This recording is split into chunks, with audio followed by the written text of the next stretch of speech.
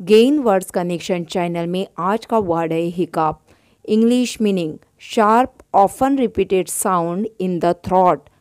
आइए हिकअप का हिंदी में मतलब समझते हैं।